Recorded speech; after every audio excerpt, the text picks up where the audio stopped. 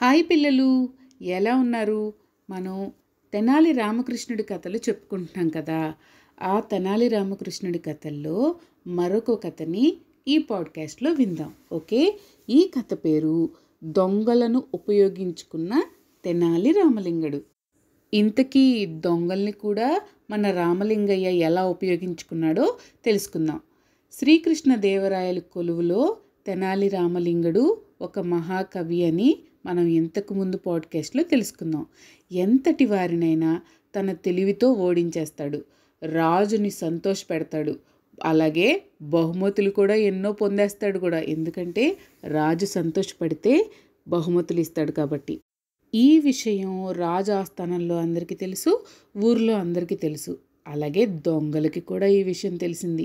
ఏమనంటే రాజుగారి నుంచి చాలా బహుమతులు రామలింగడు పొందుతాడు అని. బహుమతులు అంటే దాదాపుగా ఆ కాలంలో బంగారంవి, వెండివే ఉండేవి.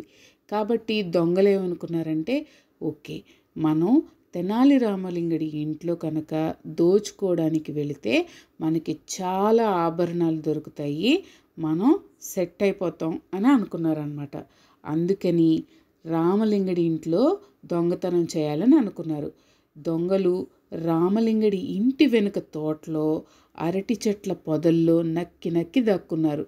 అప్పుడు రాత్రిపూట, సాధారణంగా దొంగతనాలు రాత్రిపూటలే ఎక్కువగా చేస్తారు. అయితే రాత్రిపూట రామలింగడికి భోజనం చేసే టైం అయింది. చేతులు కడుక్కుందామని రామలింగడు పెరట్లోకి వెళ్ళాడు. అప్పుడు అనుకోకుండా అరటి చెట్ల వైపు చూశాడు. చీకట్లో దాక్కున్న దొంగల్ని గమనించాడు. రామలింగడు ఏమాత్రం కంగారు పడలేదు. ఒక ఐడియా వేశాడు. ఆయనకి ఐడియాలకి ఏమన్నా కొదవా చెప్పండి, ఇట్లా ఆలోచించగానే అలా ఐడియా వచ్చేస్తుంది. ఆయన ఏం చేశాడంటే, ఆయన వేసుకున్న ప్లాన్ ప్రకారం భార్యను పిలిచి పెద్దగా, ఊర్లో దొంగల భయం ఎక్కువగా ఉంది, ఈరోజు నగలు నాణేలు ఇంట్లో ఉంచకూడదు, వాటిని ఒక సంచిలో మూట కట్టి ఈ బావిలో పడేద్దాం అన్నాడు.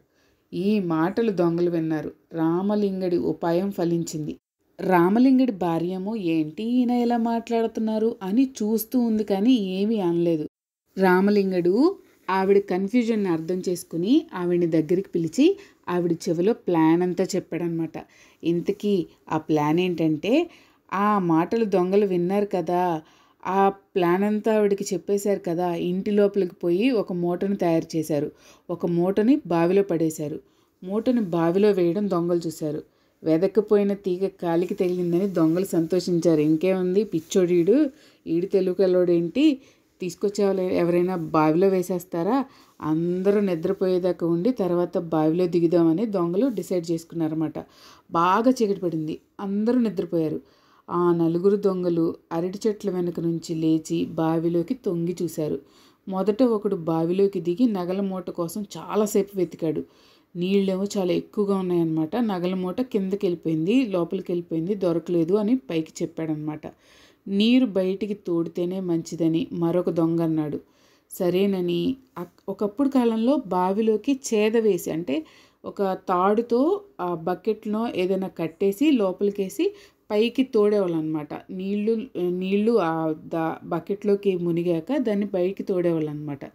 అలా బావిలోకి ఆ చేదని వేసేసి బావిలో నుంచి నీరు పైకి తోడి పోశారు. ఏం చేశారు, పోసినప్పుడు పెరడు కదా అది, అక్కడ అన్ని మొక్కలు ఉంటాయి కదా. సో వాటర్ అంతా ఆ పెరట్లో ఉన్న మొక్కలకి చక్కగా స్ప్రెడ్ అయిపోయింది. రామలింగడు దొంగలు నీరు తోడి పోయడం చూశాడు. మళ్ళీ ఒక ఉపాయాన్ని ఆలోచించాడు. చప్పుడు చేయకుండా పెరట్లోకి పోయి అరటి చెట్లకు నీరు బాగా అందేలాగా పాదులు తీశాడు. ఎంత సైలెంట్గా చేశాడంటే, ఆ పిచ్చి వెధవలు దొంగలు ఎంత చక్కగా అంత నీరు తోడుతుంటే ఈయన మాత్రం సైలెంట్గా వాళ్ళు పోసే నీళ్ళన్నీ ఆ చెట్లకి చక్కగా చేరేలాగా ఒక ఏర్పాటు చేశాడనమాట. అంటే ఒక దారిని క్రియేట్ చేశాడనమాట. వంతుల వారీగా దొంగలు కొంతసేపు ఒకడు ఇంకొంతసేపు ఒకడు అలా ఒకళ్ళ తర్వాత ఒకళ్ళు ఆ బావిలో నీళ్ళన్నిటినీ తోడేశారనమాట. ఎంత తోడినా బావిలోని నీరు మాత్రం తగ్గట్లేదు. ఎందుకు తగ్గుతుంది? బావిలో నీరు తీయగానే మళ్ళీ కింద నుంచి ఊరుతుంది అనమాట. కానీ అరటి చెట్లకి మాత్రం చక్కగా నీరు పారిందనమాట. చక్కగా అందింది. తెల్లవారుజామున కోడి కూసే టైంకి, అంటే ఇప్పుడంటే మనం అలారమ్స్ పెట్టుకుంటున్నాం, కానీ ఒకప్పుడు కోడి కూసిందంటే తెల్లారిందని అర్థం. అప్పుడు అందరూ చకచకా నిద్రలేచేవాళ్ళు. చివరికి ఏమైందంటే తెల్లవారే టైంకి కోడి కూసే టైంలో ఆ దొంగలకు మూట దొరికింది. కష్టపడినందుకు ఫలితం దక్కిందని అందరూ తెగ మురిసిపోయారు. ఎంతో ఆశగా చూస్తూ మూటని ముడివిప్పారనమాట. అందులో నగలకు బదులు నల్ల రాళ్ళున్నాయి. అంటే ఆ మూటలో రామలింగడి ప్లాన్ ఏంటి? నల్లరాళ్ళు పెట్టాలని. అదే ఆయన వైఫ్‌కి కూడా చెప్పాడనమాట. ఇంతకీ ఆ మూటలో నల్లరాళ్ళు ఉన్నవని చూసి దొంగలు షాక్ అయిపోయారు. వాళ్ళ నోట్లోంచి మాటే రాలేదు. రామలింగడు వారిని ఎలా మోసం చేశాడో వాళ్ళకి అర్థమైంది. అయ్యో! మనం పిచ్చోళ్ళమైపోయాం రామలింగడి చేతిలో ఆయన తెలివితేటల ముందు అని సిగ్గుతో తల వంచుకొని పారిపోయారు.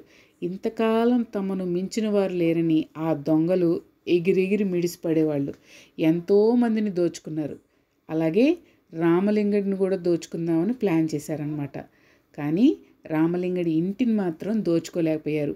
తెలివిగా రామలింగడే దొంగల్ని ఉపయోగించుకొని వాళ్ళ పెరట్లో అరటి చెట్లన్నిటికీ నీళ్లు పోయించాడు.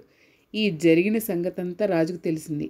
రాజు రామలింగడి తెలివికి సంతోషపడి మళ్ళీ బహుమతులు ఇచ్చాడు. అంత సమయస్ఫూర్తితో ఆలోచించే కవికైనా ఏ వ్యక్తికైనా బహుమతులనేవి తప్పకుండా వస్తాయి. ఓకే పిల్లలు, మరో మంచి తెనాలి రామలింగడి కథతో నెక్స్ట్ పాడ్కాస్ట్లో కలుద్దాం. అంతవరకు బాయ్.